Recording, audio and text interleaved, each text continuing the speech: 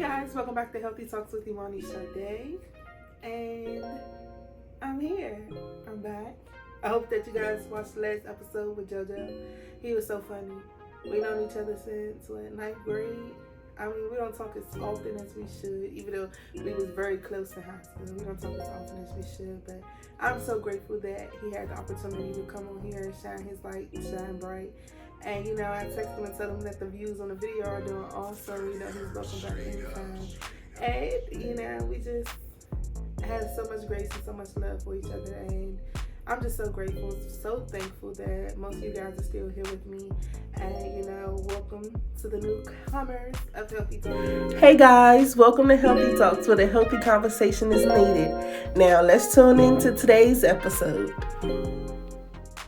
Guys, let's do our mental check-in, because I don't think that I did it with JoJo. And that's something that I want to keep doing on the podcast. So let's just do our mental check-in. How are you guys? How are you been? Are you okay? Do you need a hug? Smooches?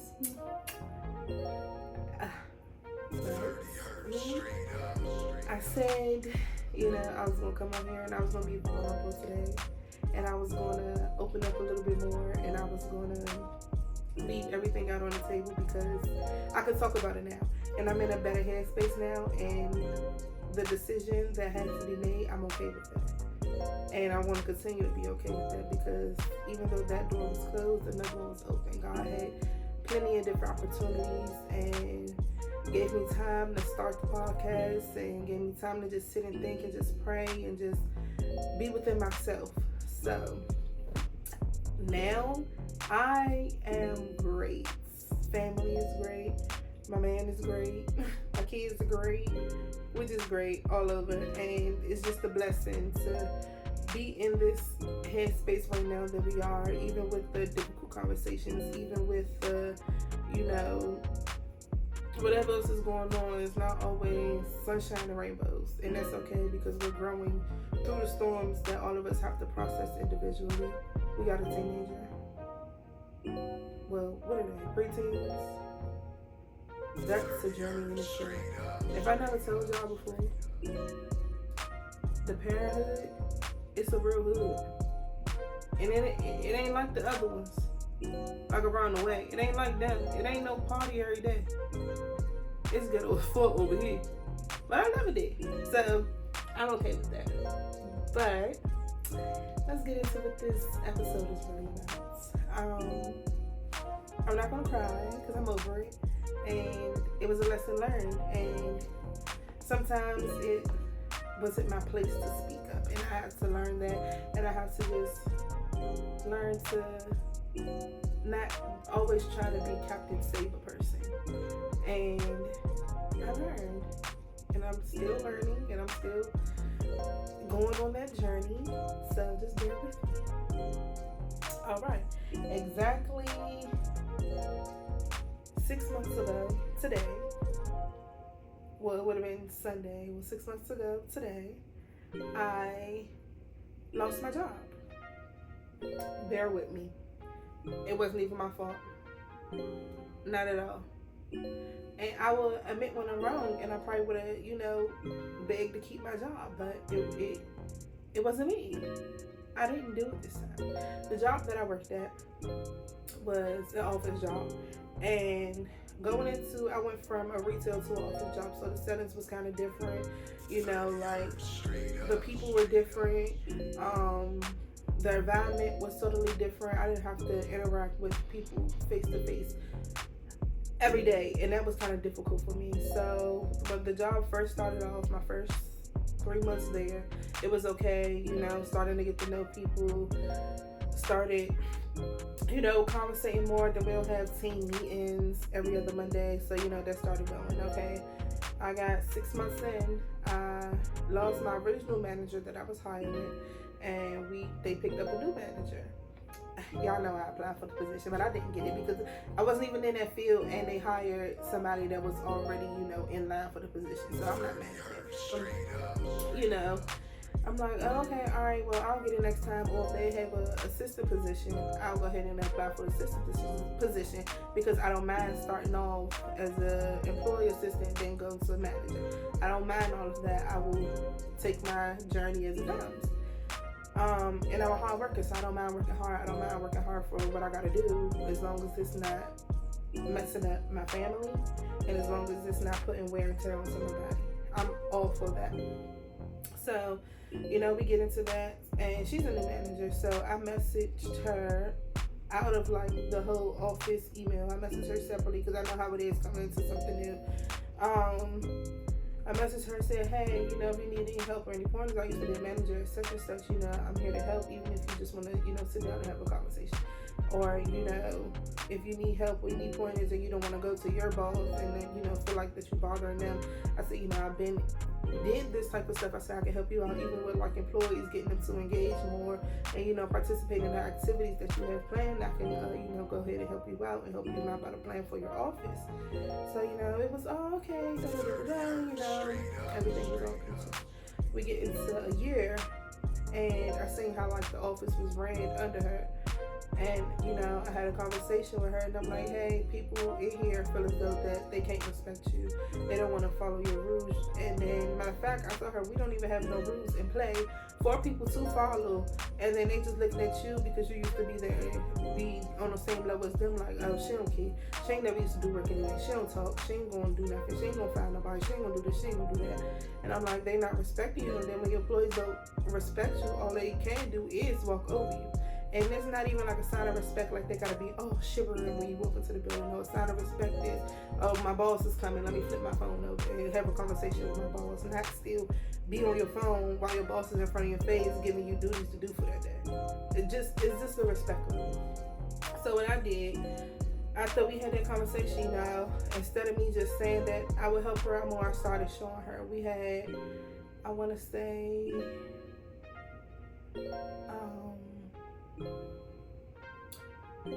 Halloween coming up. So I asked before I did, I said, hey, would you be, comfortable with me decorating the office for Halloween? I said, I'll come in. I'll do it over Sunday. I'm not looking for no pay. I'll do it over Sunday. Come in here. That way when Monday comes, the first group of people that come in at 6 a.m., they can feel like they're coming into something, and maybe that'll help people motivate more if they seeing different scenery, or if we interacting like, hey, this is nice, this decoration is nice, and we sit down having conversations and still getting work done. I feel like that'll make the environment be a little better, because it started becoming dull to the point that I would come in the morning and say good morning and everybody looking at me and then not speaking. And that, if y'all are a 6 a.m. crew, anybody come into a room, or just period, you walk into a house on Thanksgiving, the first thing you're doing is, hey y'all, and not just walking past people and going to your seat or to go make a plate. Like, that's just rude. It's just common courtesy to do that type of stuff, walk into a room and speak. So after a while, once I started doing that and I started, people wasn't speaking back, and then, then I'll hear like the side conversations of, it's boring in here, or all we do is come to work and we don't have no parties, we don't have no office parties, we don't do this, we don't do that. So I'm like, okay, if you're a manager, you want to take all that stuff into consideration, because you want to keep your employees happy. You want to keep them coming. And then we're not getting raises regularly. So we don't get performance raises yearly. We didn't get rewarded raises for keeping your violations down. We didn't get recognitions like certificates, or even like small stuff like Employee of the Month. We didn't get recognitions for coming in time for perfect attendance at work, or coming on time, or not calling off for a month. Like, we didn't have bonuses. We didn't get a lot of stuff, and we worked very hard. We did overtime, 12-hour days, 14-hour days. We would come in at 6 in the morning, leave at fucking 9 at night when the building closed, come right back at 6 and do the same thing over for 3 days, and never got no recognition for it. So I wanted to just try to help her out and be there for her and show her like, hey, this is probably what we should start doing in order to keep the employees happy. And not even, y'all had like a little portfolio for her that I gave her with like what is it, like awards, like Employee of the Month, perfect attendance, if your score was over 100% for that week. I gave her all little printouts to go ahead and give her a head start, because I know that she probably was busy with all her meetings or back checking out work and doing this stuff. So I just took an initiative to sit after work a couple of minutes and give her, the tools to try to help her to better the office so that everybody's not coming here just thinking that they just coming here just to work and not feel appreciated at the same time. So then that went on. So then she decorated for Thanksgiving. I guess I put her in the spirit, or the office was looking forward to it being decorated for Thanksgiving because I did Halloween. Then I turned around and did Christmas, decorated for Christmas. It was all jolly, it was all good, and then, we suggested that we did a Secret Santa, which everybody participated in, which was nice for the office. We did a brunch, that everybody helped pitch in for, or whatever the case may be. Then we had a meeting with our boss, the boss's boss, and the person that owns the company, and then a third-party company that we were working for. We had a meeting with all of them, and do y'all know what they gave us for a Christmas bonus? 30 hertz straight up. A $20 gift card for, I want to say, like Outback or Ruby Tuesday. It was something in that nature. It was like a restaurant, but they gave us like $25, and then they bought freaking Bath and Body Works, but that stuff come in a set of 4, and they gave us 2 bottles out of each one, so they like mixed the flavors and put them in like little baggies and wrapped them up, and they gave everybody that. But baby, first of all, you couldn't even give me that set of 4. Second of all, $25 to a restaurant that I don't even eat at. Okay, cool. Alright, let that slide. So, I got in trouble for not clocking out for one of my breaks. And I told them, hey, I forgot to clock out. Can you go ahead and fix my time? It was cool until the next day I received a letter from our boss saying, hey, you have to be careful with your clocking in, clocking out time. This is your second strike, da-da-da-da-da. I'm like, okay, but what was my first?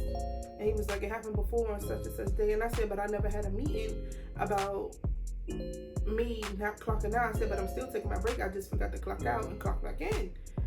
Oh, well, just make sure that, we're watching out for it and all that stuff. So at this point now I'm starting to think like, because that I'm so like head forward and let's roll my back. Roll my back. So before the decorations even started happening, she was training very, very like every week, and I seen that that stuff was taking a toll on her. So I asked her because the person that trained her trained me, so me and her know mostly everything that had to do with the system that I was working in. So I would ask her, hey, if you want to take a break, go do some of your work and catch up on some of the stuff, checking out violations and stuff like that, I could help you with training. And I was just always just reaching out, just giving a helping hand, just throwing myself out there, just because and then before that they was hiring, skip the parts, they were hiring for assistant manager that opened up under her because the person that was working under her had left, and we didn't have nobody for like 4 months. So the spot finally opened up. They put it on the internet. She sent it to the office. I think out of the whole office, only 2 people applied to become an assistant manager. So that should have told me something right there, that something wasn't up, or people didn't want to work under her, or they felt as though that the change wouldn't be nothing greater. So, I applied and I went into the interview, and I think like a week later she called me into the office and was like, hey, we're going to go ahead and go with somebody else. You did great. You have all the credentials. It was just that you missed, I think I missed like a week of work, but I took vacation. She was like, I missed a week of work, and then, they just want to have somebody that's reliable and ready to work and put in the job first. And so, I took it on the chin. It was my first time doing for the assistant position, and I was only here for a year. So I took it on the chin. I'm like, all right, okay, well, I still got time to grow, and I still got other parts of the business that I still want to learn and still, are willing to learn. So took that on the chin. They hired somebody from the outside. The lady that they hired had no business being a manager in their office. And that's not no disrespect. That's not no shade. But, and like, have the ability to lead, have the ability to gather people around them to make them want to listen. And she didn't have that. She didn't have a welcoming attitude. She didn't have a welcoming spirit. She was very demanding, very degrading, very belittling people, and it became hard for the office. So when people, would come in, or even like the older employees, will always come to me and ask questions because they couldn't go to our manager, they couldn't go to the assistant manager because they were always in the office chit-chatting about us, or, talking about me and my little group of friends because we'll go to lunch together, or, we started like texting and asking each other questions instead of going to them. So I think they got a little bit mad about that.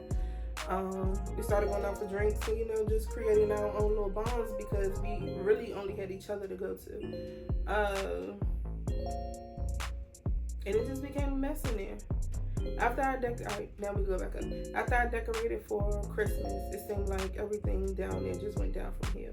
But every holiday, I made sure that I was doing stuff after that. But that particular Christmas, it's like everything went downhill. We had a meeting in January. I think the first day that we came back from New Year's, we had a meeting. And it was coming up with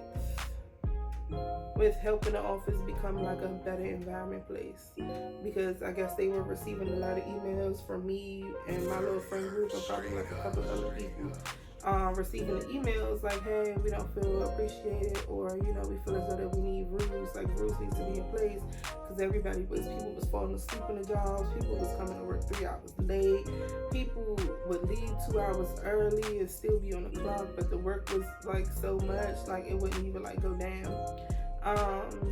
People were very disrespectful, calling the manager out her name. People were like, it felt like high school all over again, y'all. When I say it felt like high school, like it felt like so chatty. Like we didn't have no males in the office. The one male that we did have, every time they hired one, would quit the next week. That's how bad it was. That's how bad it was. And I just wanted to be a help, but I guess God had better plans for me. So, to get to the confining parts, I had to leave early one Thursday. And I let her know that I was leaving early, but I forgot to clock out. So I come back Friday, I'm like, hey, I forgot to clock out. She's like, oh, I already fixed your time. And, I put in a reason why, I had to fix your time and you should be fine. Okay, cool. Then we have a meeting. Hey, we're starting to do, what is it? Like they like upped our pay, but they ain't like give it to us all the way. So it's like, all right, well, if you make it to tier 2, you can make such and such. You make it to tier 3, that's top tier, you could be making this much. But you got to start working your way up there, and you get points every day for how many violations you process, or, your time that you come in and the times that you stay, you get points that way. So I'm like, okay, cool, all right, that's easy. Let's go ahead and get to this top 3. Tier 3. So after we have that meeting, she ain't say nothing about me being fired. She ain't say nothing about being let go. She ain't say nothing about, hey, you're on your last strike, or, this is your second strike, or it was never a conversation had for me to be let go. I'm home for the weekend. I went on Friday, and I went in Saturday, and my badge and everything was still working. So you let me work through that weekend to get your violations down. Come Sunday, I didn't go in, and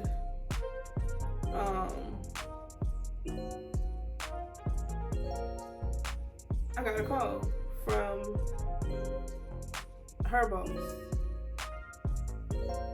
and I missed the call. So I said, let me call back because it might be important.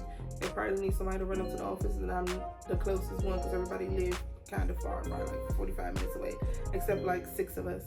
So, I called him back.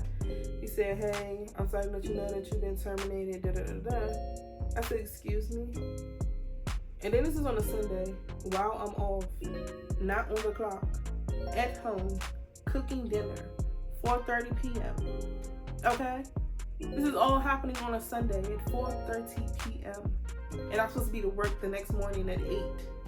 Okay. So I'm listening. I'm like, excuse me, sir. He like, yeah, I was just informed that you was terminated. We're sorry to see you go. Blah, blah, blah. I said, can you explain to me why I'm terminated? He like, I really don't know. The run, she just sent me an email and said terminate immediately and all this stuff. I said, well, I won't be terminated till I come up there and have a conversation with you, her, and the assistant manager. So he like, well, you can't go see her, but come to me first. Let's have a conversation. So went to his office the next day at like 7 o'clock. I dropped my kids off early today. Went to his office at like 7 o'clock. Get there. I sit for like 15 minutes in the car because I had to pray, get my thoughts together, and just make sure that I'm speaking clear, make sure that I'm pronouncing my words, making sure that they understand where I'm coming from. So I'm going in. He like, hey, explain to me, what's going on. He said, I see that you left early Thursday and didn't clock out. I said, yeah, but I talked to her and I told her what was going on. I had to go to my kid's school. None of that said that in the notes or none of this. And he was like, she didn't have a conversation with you on Monday or Wednesday about your attendance or whatever the case may be. And I'm like, no. No conversation was had. She told me about a raise. She told me about the new stuff that was coming to the office, the new desk and chairs or whatever the case may be. But I said nothing about my attendance or me about to be fired, ever conversation ever had. And his face just dropped. And he was like, okay, can you explain to me what's going on in the offices? Because, I'm rarely here and I'm just, keep hearing stuff and receiving emails. And I'm like, yeah. So I gave him all the rundown that she needs to be retrained, that her assistant manager needs to be retrained. She needs to talk to people like they're humans. She needs to stop walking around like somebody owes her something.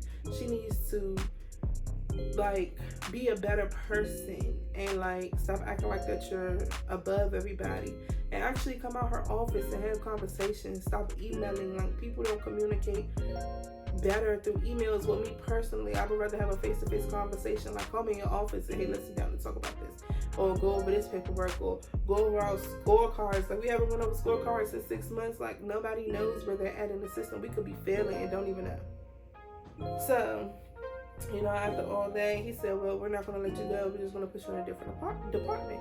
So I said, okay. So I went back to the office where she was and the assistant manager. And went there, packed up my stuff.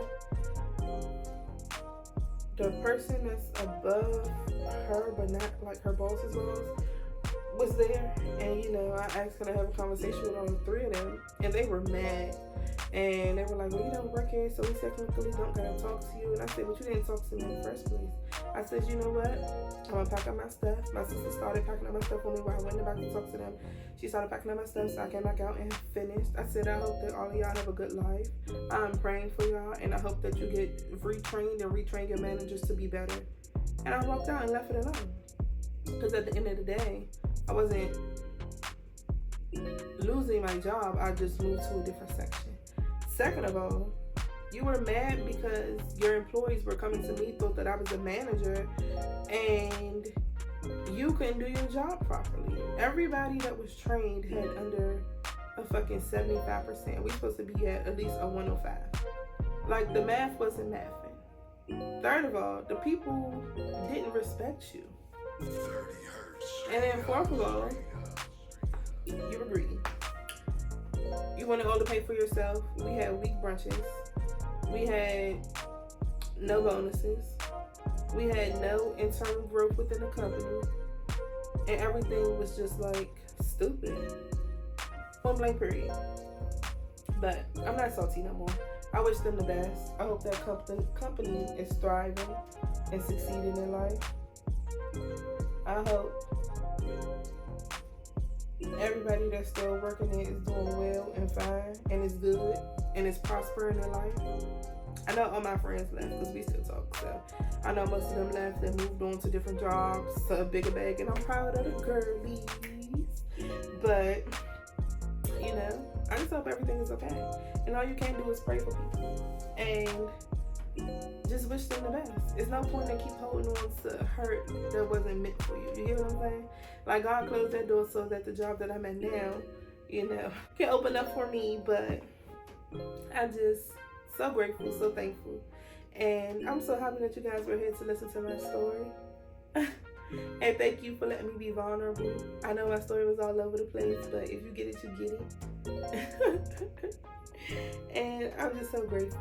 I'm just so excited for this journey of the podcast. And make sure that you guys follow me on Instagram at Healthy Talks 2.0.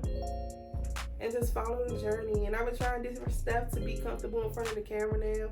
I've been trying to do like small, what are they, reels and vlog and, you know. So it's just everything in a bunch. Everything in a bunch. But I'm just so excited. I'm thankful that you guys are still here. Thank you for just being here. Thank you to all the guests that have been on the podcast, even the videos that you haven't seen yet. But it's new videos coming. The editing process is taking a little bit longer than I expected. But we're getting there. It's a slow journey, but it's far from over. Also, this month is Swipe Member, okay?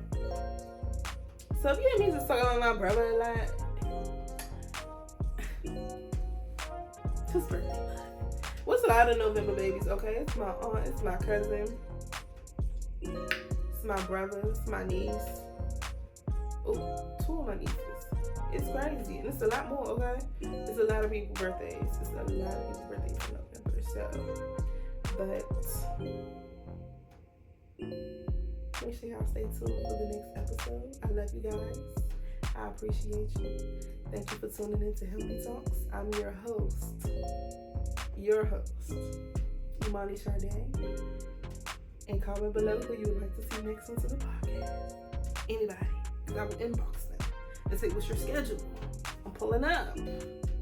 So let me know, who would you like to see this month?